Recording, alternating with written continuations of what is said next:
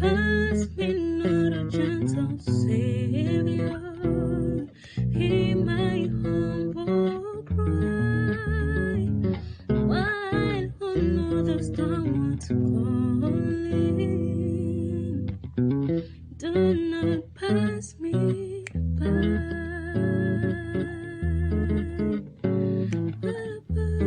Shalom Lakem, que la paix soit avec vous. Au cœur de la vérité avec Pasteur Anani. Partagez, abonnez-vous. Laissez-moi un j'aime. Dans cette 9e vidéo, nous discutons d'un point important en 5 étapes. La création, Genèse comme fondement, 2e partie. Nous allons discuter de la terre plate, de la création dans la littérature du Proche-Orient ancien pour la situer, Genèse et le paganisme, la création et le temps, la création comme perçue dans les Écritures. Alors, le texte de base, c'est Somme 19, verset 1. Les cieux racontent la gloire de Dieu, et l'étendue manifeste l'œuvre de ses mains. Voltaire disait « L'univers m'embarrasse, et je ne puis songer que cette horloge n'est pas d'horloger. » La terre, même affectée par le péché, rend témoignage d'un Dieu créateur. Les grands penseurs ont d'abord été inspirés par les Écritures pour explorer le monde créé par Dieu. En conséquence, la science moderne était née au XVIIe, XVIe siècle. C'est d'abord Copernic qui rompt avec la conception géocentrique de l'univers en faisant tourner la Terre autour et autres planètes autour du Soleil. Johannes Kepler, au XVIIe siècle aussi, qui aida à décrire l'orbite des planètes du système solaire. Isaac Newton, au XVIIIe siècle, grâce au calcul référentiel, a pu trouver le principe de la gravitation universelle emprunté certainement à Blaise Pascal pour les historiens. Nous avons John Ray, Robert Boyle et d'autres grands premiers scientifiques qui croyaient que leur travail révélait encore plus l'œuvre de la création de Dieu. Mais après la Révolution française, la science a cependant commencé à passer d'une vision du monde théiste à une vision basée sur le naturalisme et le matérialisme, souvent sans aucune place du tout pour le surnaturel et le miracle. Ces idées philosophiques, donc, ont été popularisées par le livre de l'origine des espèces au moyen de la sélection naturelle de Charles Darwin en 1859. Et la théorie de l'évolution biologique que vous connaissez, cette théorie développée dans cet ouvrage réduisait la Genèse biblique à une fable symbolique. Le monde n'avait pas été créé en 6 jours et les espèces ne s'étaient pas répandues sur la terre au terme de quelques actes créateurs divins. De nos jours, plusieurs lisent la Genèse qu'au sens figuré. Mais la thèse darwinienne repose sur des leurres scientifiques. C'est ce qu'a essayé de prouver le docteur allemand Hans-Joachim Zillmer. Pour lui, le postulat nécessaire à une évolution qui se serait accomplie conformément à la loi de Darwin est le développement des espèces et la survie des individus les mieux adaptés à l'environnement par la sélection accompagnée des refoulements contemporains des espèces moins bien adaptées. Mais si la coexistence de toutes les espèces animales, y compris l'homme, à un certain moment est prouvée, la théorie de l'évolution ne peut être que fausse puisque son postulat est par définition invalide. Alors, c'est précisément ce que prouvent les découvertes des fossiles et des traces pétrifiées telles qu'analysées par le docteur Joachim Zillmer. Vous avez des empreintes de pieds humains au milieu d'une trace de dinosaures à 3 doigts. Vous avez des crânes de l'âge de pierre néandertalien ou de Cro-Magnon originaires d'Allemagne qui ont été brusquement rajeunis depuis de 30 000 ans et leur âge a été estimé tout au plus à 5 000 ans. Le bois pétrifié peut se former en quelques jours, etc. etc. L'erreur de Darwin a été démontrée, c'est une preuve scientifique par le Dr Zillmer. Darwin et sa théorie révèlent que du faux. Alors, en parlant de la Terre plate,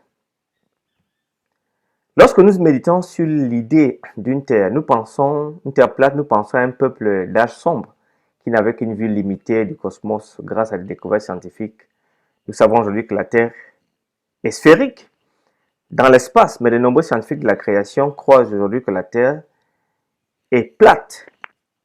Beaucoup de sceptiques affirment même que la Bible représente une terre plate de plusieurs manières.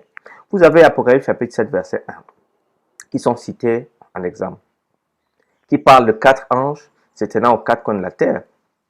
Cependant, ce passage fait référence aux directions cardinales vues sur une boussole, c'est-à-dire nord, sud et ouest. La terminologie est en effet similaire comme nous l'utilisons de nos jours. Nous parlons du soleil qui se lève et se couche chaque jour, même si nous savons que c'est en fait la terre qui tourne autour du soleil. Au verset 3 d'Apocalypse chapitre 7 également, vous voyez, Dieu va dire, un ange monte du côté du soleil levant.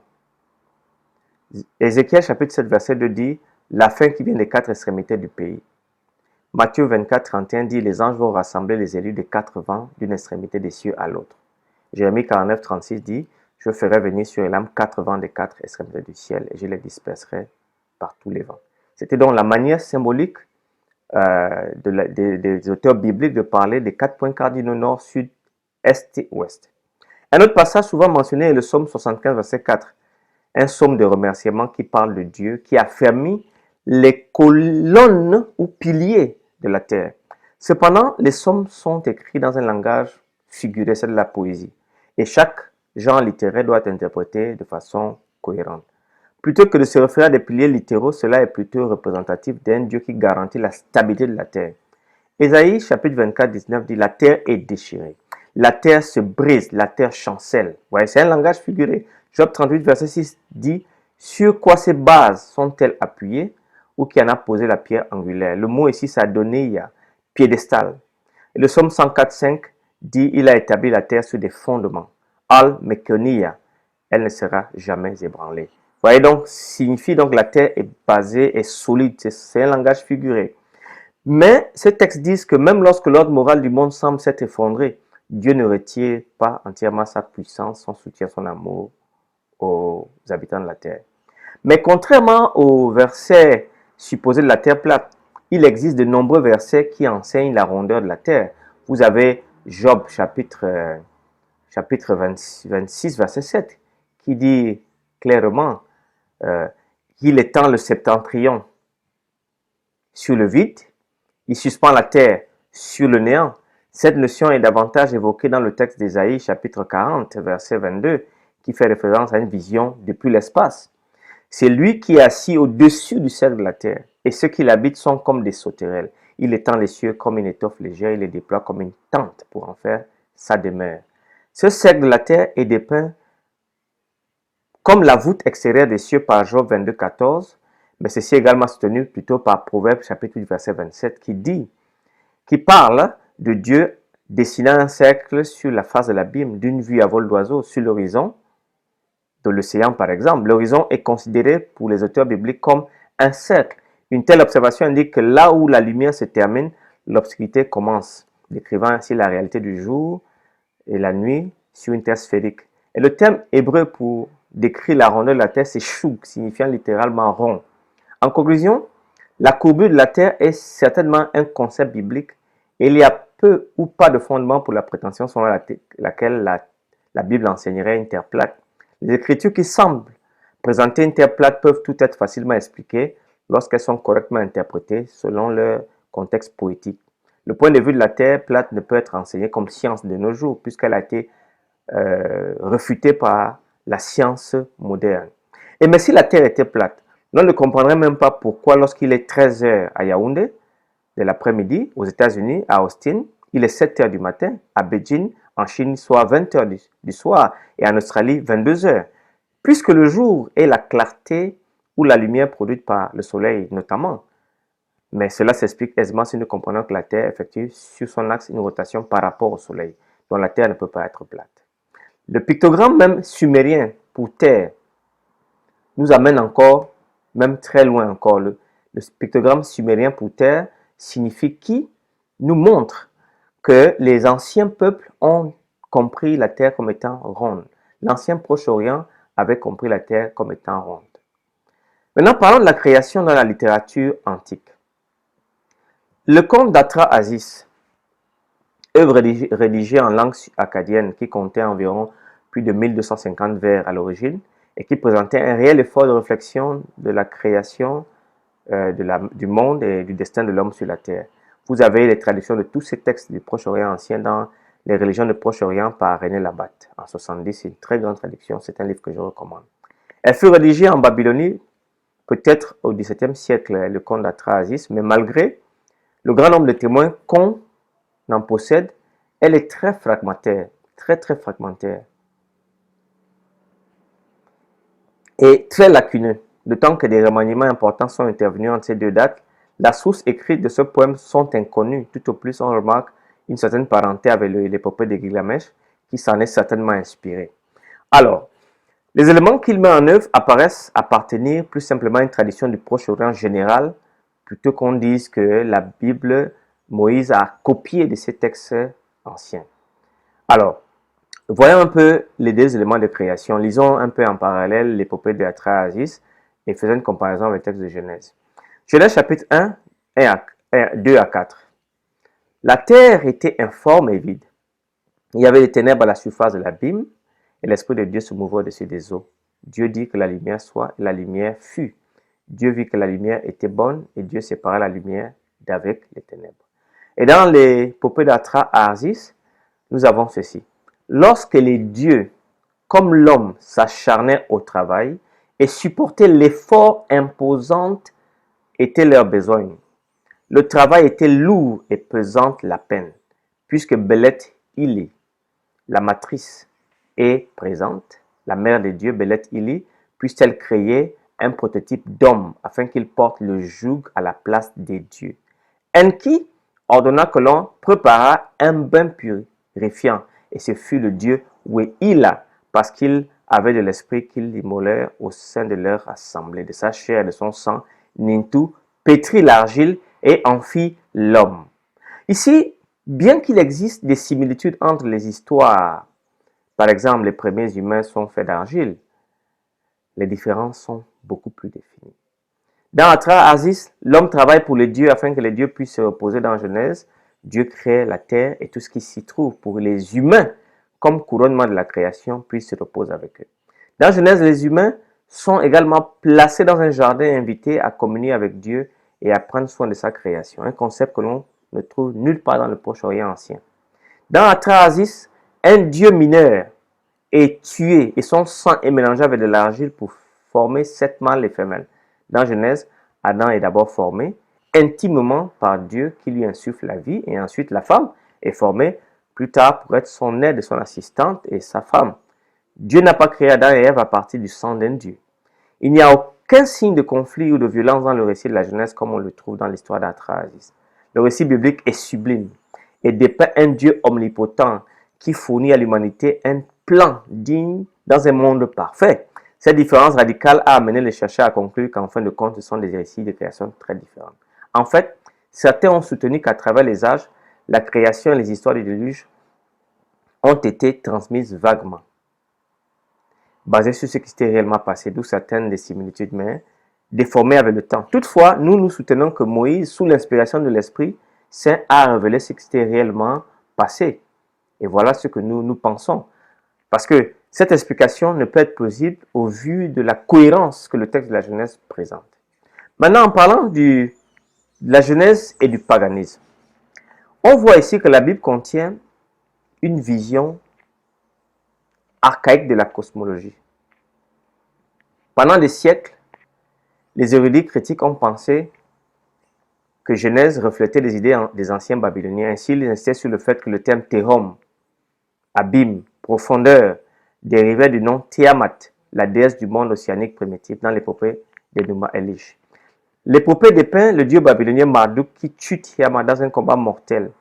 Aujourd'hui, il est reconnu que Tehom est simplement un terme purement naturel pour une grande étendue d'eau sans aucune connexion avec Tiamat dans Enuma Elish, et n'est pas du tout mythique. En fait, il est impossible de conclure que Tehom et Tiamat sont d'une même racine. Ce n'est qu'en forçant les choses comme beaucoup de scientifiques véreux le font. T, tête, ha, même ne peuvent être constatés sur le plan étymologique à tête, même en tête. C'est deux vocables différents qui amènent des racines différentes. Loin donc de dépendre des anciens mythes de la création, la Genèse semble avoir été écrite d'une manière qui refute tous ces mythes. Et cela est très clair lorsque vous comparez ces versions. Dieu dit qu'il y ait des luminaires dans l'étendue du ciel pour séparer le jour avec la nuit, qu'ils soient des signes pour marquer les époques, les jours et les années. Genèse chapitre 1, verset 14. Et qu'ils servent des luminaires dans l'étendue du ciel pour éclairer la terre. Cela fut ainsi. Dieu fit les grands luminaires, le plus grand luminaire pour présider au jour, le plus petit luminaire pour présider à la nuit. Dieu les plaça dans l'étendue du ciel pour éclairer la terre, pour présider au jour et la nuit et pour présider à la lumière d'avec les ténèbres. Dieu vit que cela était bon. Ainsi, il y eut un soir, il y eut un matin. Voyez donc ici, ce fut le quatrième jour. Les termes soleil et lune sont évités. Parce qu'en hébreu, c'était des astres que les gens adoraient. Donc dans les récits de la Genèse, Dieu évite ces deux astres qui sont adorés dans tout l'ancien Proche-Orient. L'utilisation des termes dont le plus grand luminaire, le plus petit luminaire, montrait qu'ils ont été créés pour des fonctions spécifiques.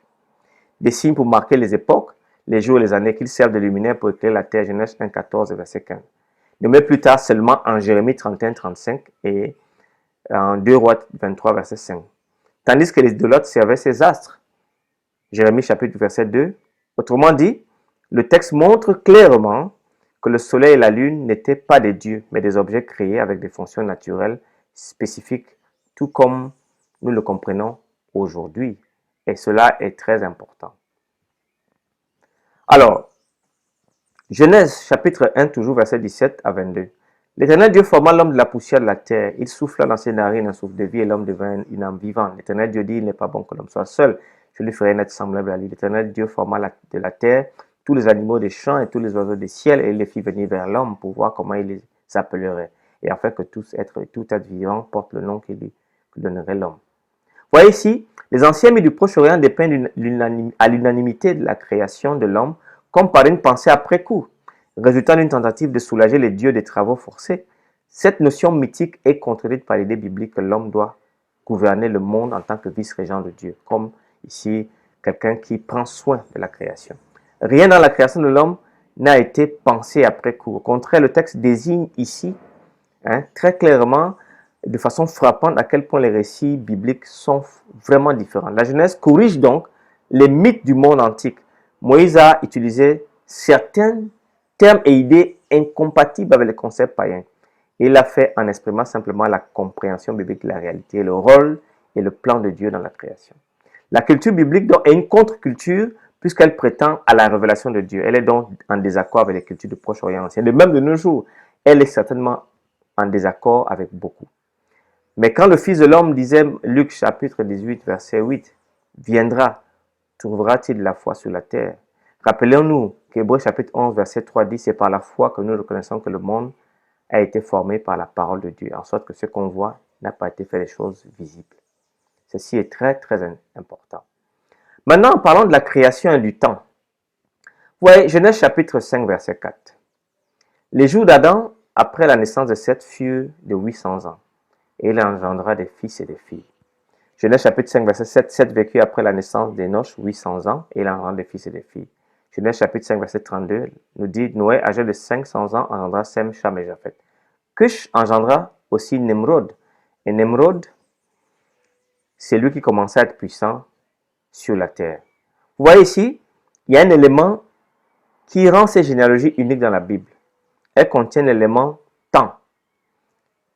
Ce qui fait que certaines érudits les appellent et ajoutent ce type de chronogénéalogie. Elles contiennent un mécanisme d'interverrouillage de l'information de la descendance, couplé avec des périodes de temps bien spécifiques. De sorte que quand la première personne avait vécu X années, elle a engendré la deuxième personne. Et la première personne, après avoir engendré la deuxième personne, a vécu Y années. Elle a engendré d'autres fils et filles. Genèse 5 ajoute l'expression de formule. Et tous les jours de la première personne étaient de Z années. Ce système d'interverrouillage aurait empêché donc la suppression de certaines générations ou de leur ajout. Genèse 5 et 11 contiennent une lignée de descendance continue, corroborée par 1 Chronique chapitre 1 verset 18 à 27, dans laquelle il n'y a pas de génération ajoutée ou absente. De cette façon-là, la Bible s'interprète. Pendant plus de 2000 ans, les orateurs juifs et chrétiens ont interprété ces textes comme représentant l'histoire et un moyen précis de déterminer la date du déluge et l'âge de la terre, au moins à partir des 7 jours de la création tels qu'ils sont décrits dans Genèse chapitre 1 et 2. Au cours des dernières décennies, on a tenté de réinterpréter Genèse 5 et 11 pour tenir compte des âges plus longs, comme le suggèrent certaines données archéologiques et historiques interprétées par des êtres humains faillibles. Cela soulève de sérieuses questions sur la fiabilité du récit biblique. Mais si nous voulons vraiment comprendre le concept de Dieu, du temps et de sa progression à travers l'histoire, nous devons reconnaître que ces deux chapitres sont à la fois historiques et théologiques, reliant Adam au reste de l'humanité et Dieu avec l'homme dans le domaine de l'espace du temps. Rappelez-vous, Luc chapitre 3, verset 38 dit « Fils d'Enoch, fils de Seth, fils d'Adam, fils de Dieu ». C'est notre arbre généalogique. Et fournissent le cadre temporel et la chaîne humaine qui relie le peuple de Dieu à l'homme que Dieu a créé comme étant un point culminant de l'achèvement de la création de 6 jours. Maintenant, parlons de la création dans l'Écriture. Comment l'Écriture perçoit généralement la création. Vous voyez ici, Jésus et tous les écrivains bibliques du Nouveau Testament se réfèrent à Genèse 1 à 11 comme des histoires fiables. Jésus se réfère aux écrits de Moïse, à la création de l'homme, de la femme, Matthieu chapitre 19, verset 4. Paul utilise à plusieurs reprises le récit de la création pour étayer les points théologiques qu'il fait valoir dans ses épîtres. Il déclara aux savants d'Athènes, le Dieu qui a fait le monde et tout ce qui s'y trouve étant le Seigneur du ciel et de la terre, n'habite point dans des temps faits de main d'homme. Actes chapitre 17, verset 4. De cette façon, les écrivains du Nouveau Testament se sont appuyés sur la nature fondamentale de la Genèse pour montrer aux lecteurs l'importance de ce système de compréhension littérale. Le Créateur a créé au commencement, Marc chapitre 10, verset 6 à 9. Il créa l'homme et la femme, Luc chapitre 11, verset 50-51. Le sang a été répandu depuis la création du monde des prophètes, Jean chapitre 1, verset Luc 11, verset 50, ainsi de suite. La parole était au commencement avec Dieu, Jean 1, 1 à 3. Donc, ils ont toujours lu Genèse comme étant des faits historiques. Et ceci nous amène donc à comprendre cela. Dans ces ouvrages que je publie sur le déluge, ici, je démontre que le déluge, quand on le compare aux autres récits du Proche-Orient, n'ont pas la même teneur. Ainsi, je voudrais vous inviter à acheter ce livre, Le déluge, mythe des peuples ou vérité biblique. Ça a été écrit avec Benefactor, un de mes étudiants. La version numérique coûterait 11 € sans frais d'envoi, tandis que la version papier coûte 16 € sans frais d'envoi. Vous pouvez m'écrire à Facebook, Pat Pipo et Tougué, ou à mon WhatsApp. Vous avez été ici avec Pasteur au cœur de la vérité. Nous avons Pasteur Anani. La leçon de ce jour dans cette vidéo, c'est la création Genèse comme fondement. Prions le Seigneur. Seigneur, notre Père et notre Dieu, toi qui nous vois et qui nous connais, je te remercie de m'avoir donné la force de pouvoir expliquer ces choses. Bénis ton peuple pour que leurs yeux soient ouverts afin qu'ils voient et qu'ils entendent. Que ton nom soit béni à jamais au nom tout puissant de Jésus-Christ. Amen.